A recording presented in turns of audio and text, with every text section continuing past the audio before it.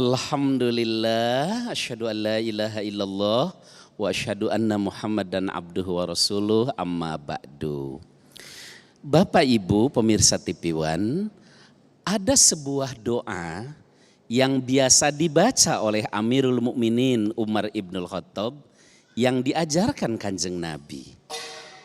Doa itu berbunyi, Allahumma ja'alid dunya fi aidina wala taj'alha fi qulubina. Ya Allah, jadikan dunia itu di tangan kami, jangan jadikan dia di hati kami. Apa maksudnya? Ya Allah, jadikan dunia itu di tangan kami, artinya jadikan kami orang yang menguasai dunia. Jangan jadikan di hati kami, artinya jangan diperbudak oleh dunia. Yang dimaksud diperbudak dunia Bapak Ibu tidak mesti orang kaya.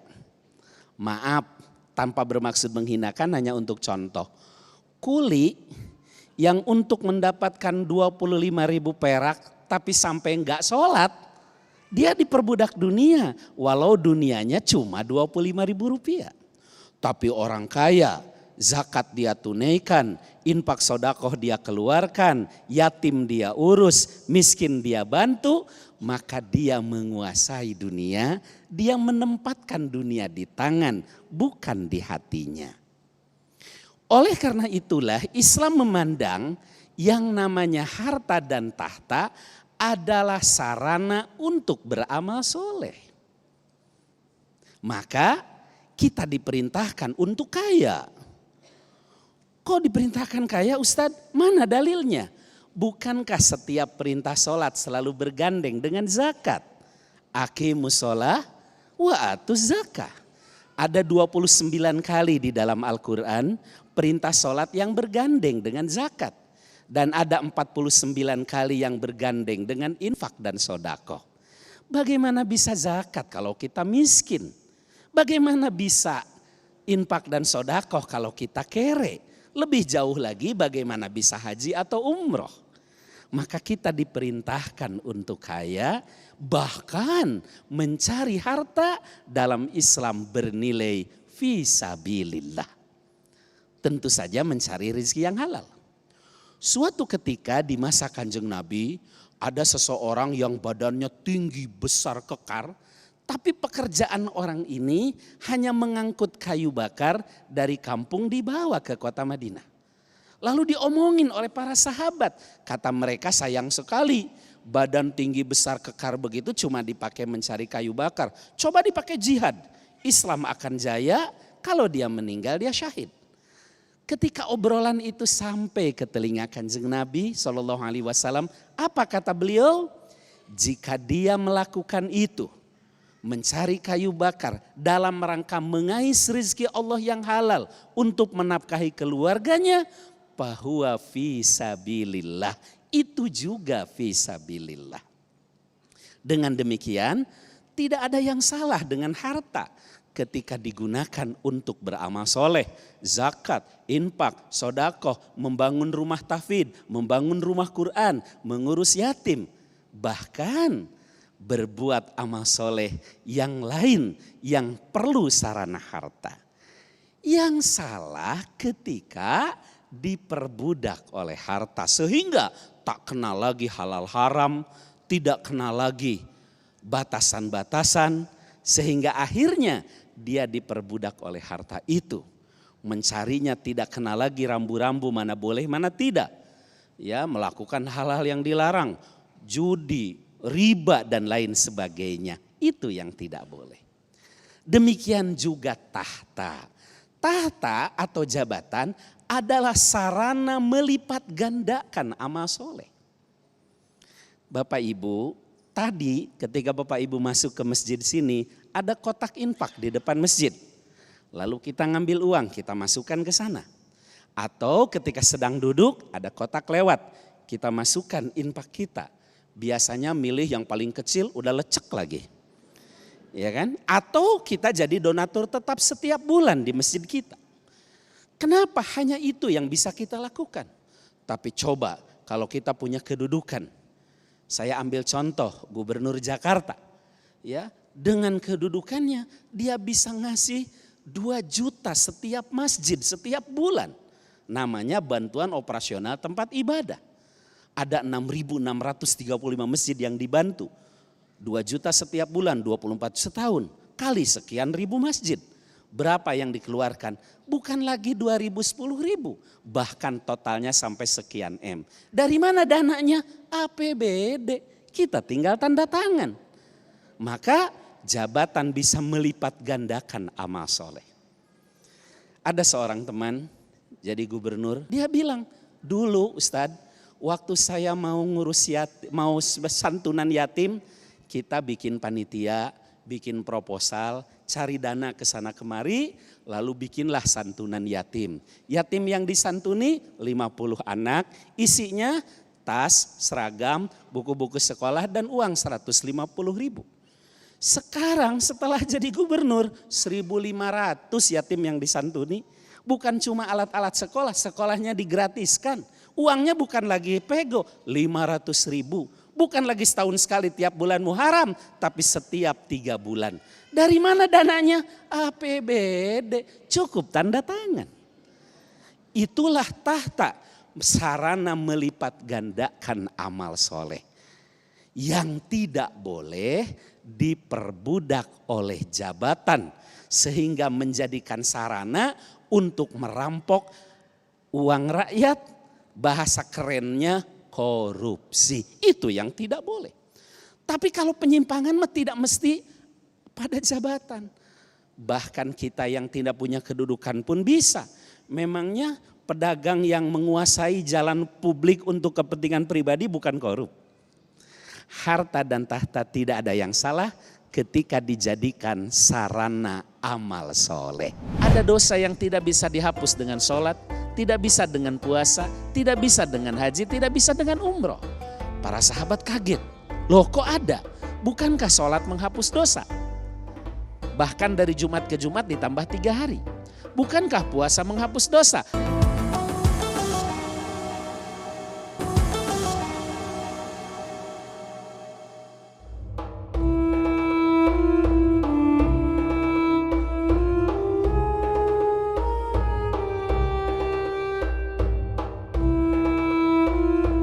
Bapak Ibu yang saya hormati, seorang suami ketika bekerja mencari nafkah itu betul-betul bukan hanya bernilai ibadah, tetapi akan menghadirkan barokah. Bernilai ibadahnya dari sisi mana? Yang pertama, niatkan dalam melaksanakan perintah Allah untuk menafkahi keluarga. Karena menafkahi keluarga adalah kewajiban. Yang kedua, niatkan melaksanakan perintah Allah mencari rizki yang halal. Karena mencari rizki yang halal itu bernilai ibadah. Yang ketiga, bahkan dapat menghapus dosa-dosa. Suatu ketika pulang dari perang Tabuk, kata sahabat, Nabi SAW bertemu dengan Sa'ad, seorang yang tangannya kapalan dan menghitam. Lalu Kanjeng Nabi bertanya, "Ma bika ya Sa'ad? Kenapa tanganmu wahai Sa'ad?" Kata Sa'ad, "Ya Rasulullah, saya mengolah tanah dengan tangan ini untuk mengais rezeki Allah yang halal, untuk menafkahi anak istri yang jadi kewajiban saya." Beliau SAW kemudian mengangkat tangan Sa'ad sambil mengatakan, "Hadza, inilah tangan yang tidak akan disentuh api neraka." Di hadis yang lain, "Man amsa kalan." Siapa yang sore hari kelelahan karena mengais rezekinya Allah untuk menafkahi keluarga, maka kana amsa magfurun lahu, dia akan dapati dosa-dosanya diampuni. Dilengkapi dalam hadis yang lain sebaliknya, seorang suami yang tidak mau bekerja mencari nafkah, tidak mau menafkahi anak istrinya, dia menumpuk dosa yang dosa itu tidak bisa dihapus dengan sholat, tidak bisa dengan puasa, tidak bisa dengan haji, tidak bisa dengan umroh. Kanjeng Nabi bersabda, inna minadz-dzunub la dzunuban la tukaffirus shalah wala siyam walal hajj walal umroh. Di antara dosa itu kata beliau, ada dosa yang tidak bisa dihapus dengan sholat, tidak bisa dengan puasa, tidak bisa dengan haji, tidak bisa dengan umroh. Para sahabat kaget, loh kok ada? Bukankah sholat menghapus dosa? Bahkan dari Jumat ke Jumat ditambah 3 hari. Bukankah puasa menghapus dosa? Man shoma Ramadan imanan wahtisaban ghufira lahu ma taqaddama min dzanbi. Apalagi umroh, apalagi haji. Kenapa ada dosa yang tidak bisa dihapus dengan sholat, puasa, haji, umroh? Dosa apa gerangan wama tukaffiruha ya Rasulullah? Bagaimana cara menghapusnya wahai Rasul? Beliau menjawab, dosa seorang ayah, seorang suami yang tidak mau mencari nafkah. Dan penghapusnya adalah al-humum fi talabil ma'isyah. Gigih dalam mengais rezekinya Allah untuk ma'isyah keluarga. Mengapa dosa tidak mau mencari nafkah tidak bisa dihapus dengan sholat, puasa, haji, umroh? Sholat, puasa, haji, umroh itu menghapus dosa-dosa yang urusannya kita dengan Allah. Sedangkan tidak mau cari nafkah, ada hak adami, hak anak istri di sana. Baik. Oleh karena itu belum terjawab yang intinya, Sofyan. Okay. Oleh karena itu seorang suami yang bekerja mengais rezekinya Allah, yang menghapus dosa-dosa, mendapatkan pahala, jelas harta yang didapat betul-betul barokah dan anugerah. Jika tidak, bukan hanya tidak mendapatkan harta, bahkan dia menanggung dosa. Wallahu a'lam bishawab.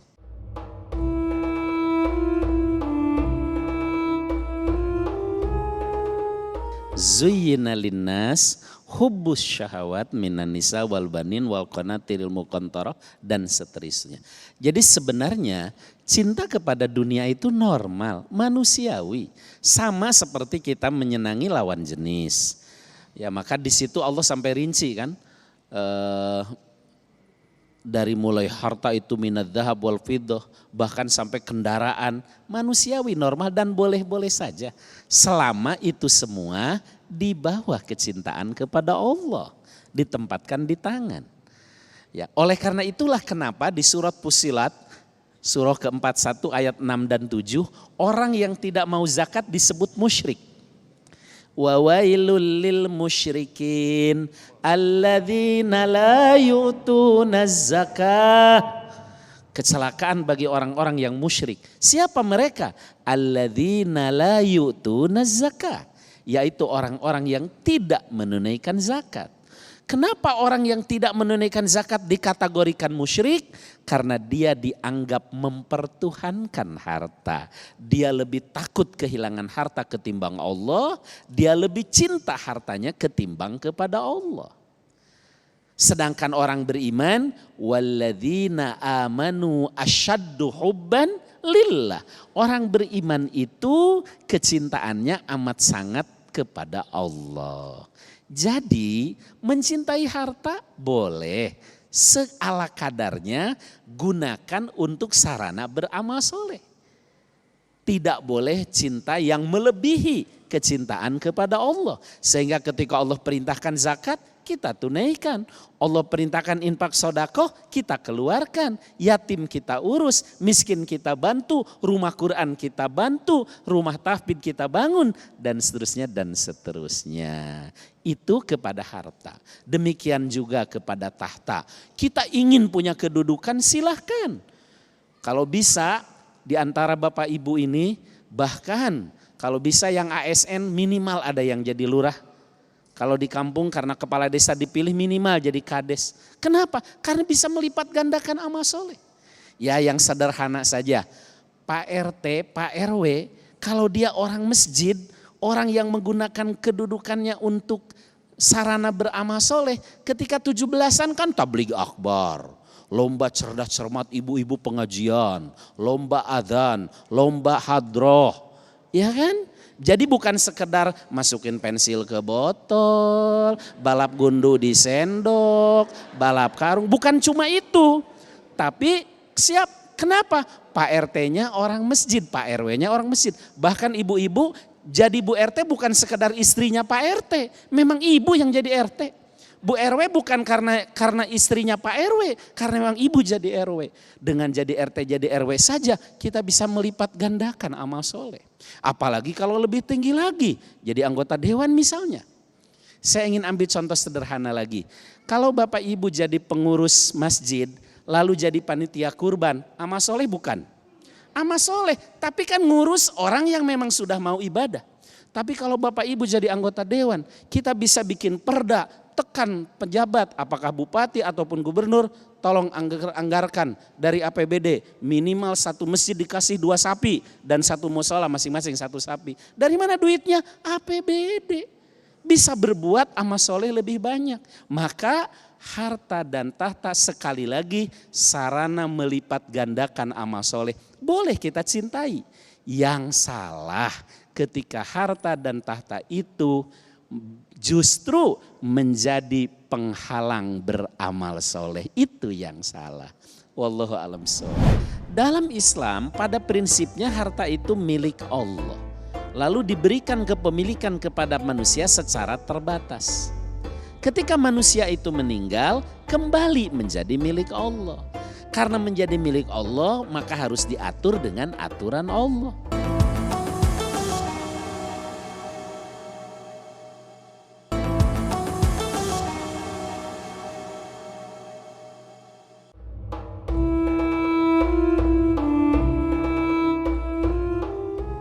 Iya, dalam Islam ada yang disebut dengan hibah.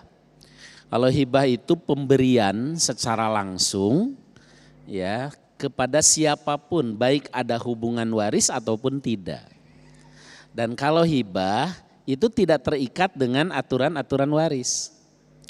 Misalnya begini, seorang ayah ya dengan 5 anak, ya dia tahu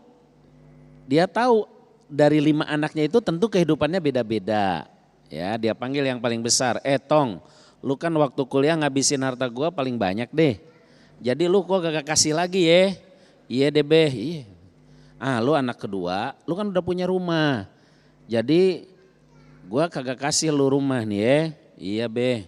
Nah yang ketiga, lu kan sekolah juga kagak, ini rumah susah, ya udah dah gua kasih tuh tanah yang di ujung sono ya buat lu dah.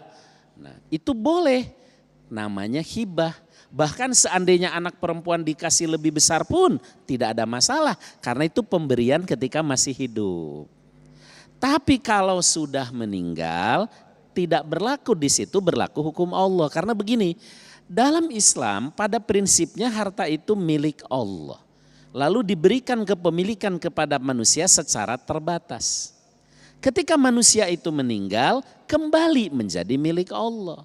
Karena menjadi milik Allah, maka harus diatur dengan aturan Allah.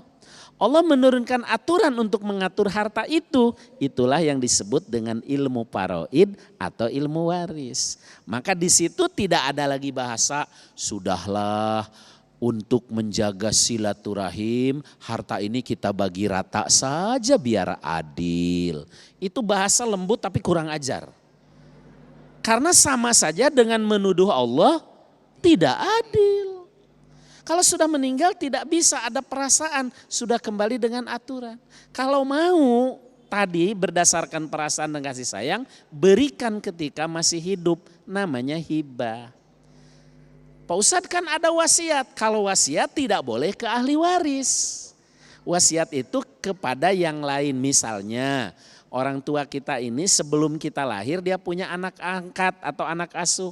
Kan secara hukum waris gak kebagian. Maka si bapak ini ngomong, Tong denger deh lu pade ya. Seandainya Allah mentakdirkan gua umur kagak panjang nih, tolong abang lu nih dikasih yang di sono nah, disebutkan. Cuma ada syaratnya, tidak boleh lebih dari 1/3 dan tidak boleh kepada ahli waris. Jadi bagaimana supaya harta untuk anak-anak itu barokah, manfaat, tidak menimbulkan bencana? Jelas harus sesuai dengan aturan Allah. Kalau mau sesuai keinginan kita orang tua yang punya, bagikan ketika masih hidup, namanya hibah. Kalau ada yang lain yang kira-kira nggak dapat waris, berikan sebagai wasiat. Cuma nggak boleh lebih dari 1/3. Karena kalau sudah meninggal, sukoi tidak sukoi harus diatur dengan aturan Islam, namanya paroid atau waris. Namun di atas semuanya warisan yang terbaik adalah ilmu. Lebih baik harta itu dipakai untuk menyekolahkan anak-anak sehingga dibekali ilmu, dinyantrenin dia sehingga jadi hafidz Quran, disekolahkan dia sehingga menjadi ulama karena sekolah Islam, sehingga itu jauh lebih bermanfaat dan itulah waris yang betul-betul barokah. Wallahu a'lam bishawab.